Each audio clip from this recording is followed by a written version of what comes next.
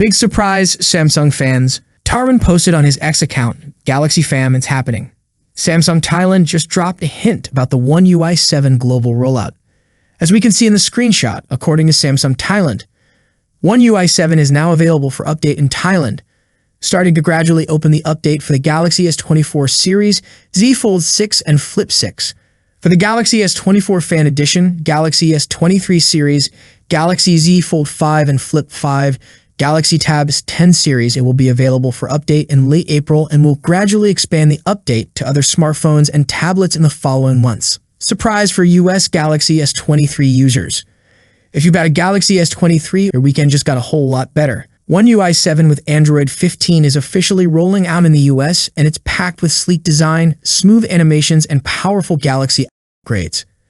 Samsung has just pulled off an early move that no one saw coming. The One UI 7 Android 15 update is now rolling out to Galaxy S23, the Plus, and the Ultra owners in the US, even though the global rollout was expected in May and Korea was the only market to get it early.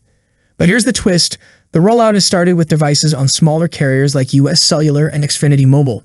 So if you're on a major carrier or using an unlocked device, hang tight. It's likely coming soon, though the weekend might slow things down just a bit. To check if the update is available for you, just head over to Settings, Software Update, Download, and Install. Have you received the update? Comment below. One UI 7 Beta 3 now available for Galaxy A55. The Galaxy A55 just received One UI 7 Beta 3 in India. What's fixed in Beta 3? Fixed the lightning icon glitch in the battery indicator. Corrected the focus issue when selecting icons in SIM settings. Solved the dual recording pop-up error in the camera app. Fixed disconnection problems during calls while listening to MP3s with specific hearing aids. Plus, many other stability and performance improvements.